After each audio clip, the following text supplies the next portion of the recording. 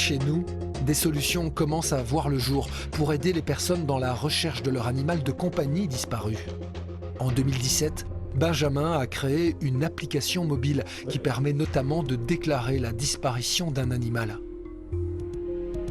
Il y a trois types de signalements donc, dans l'application.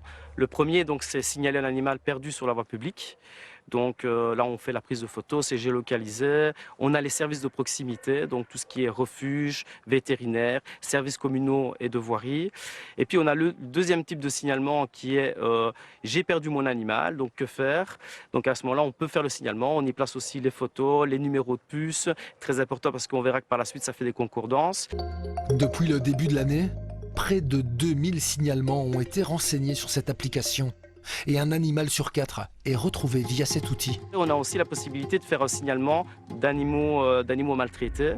Et à ce moment-là, nous, concrètement, nous ne sommes pas compétents pour ça, mais on donne l'accès aux sites des différentes régions, wallonnes, néerlandophones et bruxelloises. Dans ce refuge de la région liégeoise, 5 nouveaux chiens sont arrivés la nuit dernière. C'est le cas notamment de Roscoe, recueilli par la police. Sa disparition sera signalée sur l'application. Regardez, s'il a déjà une puce d'identification. Et un petit bonhomme, n'ayez pas peur. Donc, ici, il a une puce, tu sais regarder? Oui. Donc, c'est 972, 270, 3 x 0, Oui. 323. Donc c'est un croisé labrador de 12 ans qui s'appelle Roscoe. Alors, ici, il n'est pas au super bon état de santé, comme on peut le voir. Hein. Il est très maigre, il a des plaies, des escarres un petit peu partout. On va voir ce qu'on va faire. Roscoe, ça va?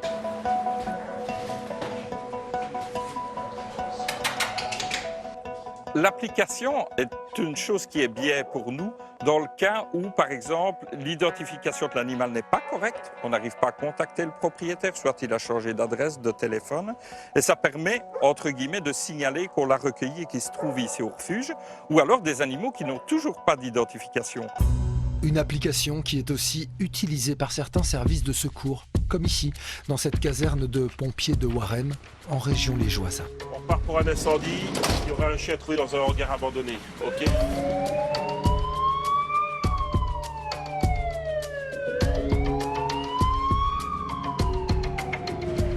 Dispatching, TISIS équipe animalière, on se présente sur place sur l'incendie. Ok, garez-vous derrière l'autopompe. Équipe animalière, voilà. Oui, bonjour, je viens de trouver ce chien dans un hangar. Il est semi-conscient, il est apeuré, non agressif. Il n'y a pas d'autres animaux à bord? Absolument pas. Ok, ça va, on prend en charge. Ça va, Voilà, merci. Allez les gars, on va le mettre en place à l'ombre. On va faire un examen et lui mettre un peu sous oxygène. Pas trop de litrage, c'est un petit chien. Ça a l'air d'aller au niveau conscience. Hein. Ok. Générer au niveau de puce. On va faire une photo pour identifier l'animal. L'application est très efficace pour nous et multi-outils dans le sens où, dans nos interventions animalières avec les pompiers, on trouve un animal dans le contexte de mission, on peut le signaler à son propriétaire qu'il a égaré ou perdu et ça rassure les personnes qui peuvent savoir où se trouve leur animal à tout moment. Et l'application, en fonction de l'endroit où on trouve l'animal, nous renvoie vers des professionnels, un refuge, une clinique vétérinaire la plus proche. Et donc ça, c'est un outil vraiment indispensable pour nous, services de secours. Lors des inondations de juillet dernier, malheureusement, on n'avait pas cette application. Elle aurait été fort utile pour nous. Pourquoi? Parce qu'il y a des gens qui ont tout perdu et certaines personnes, leur animal, c'est un membre de la famille à part entière. Donc, ils étaient à la recherche de cet animal qui a été parfois emporté par le courant sur des dizaines de kilomètres. Et donc, cette application nous aurait permis de renseigner aux gens qui cherchaient encore et qui essaient soit de faire le deuil ou de retrouver leur animal, de pouvoir le signaler plus rapidement et que les personnes puissent le retrouver.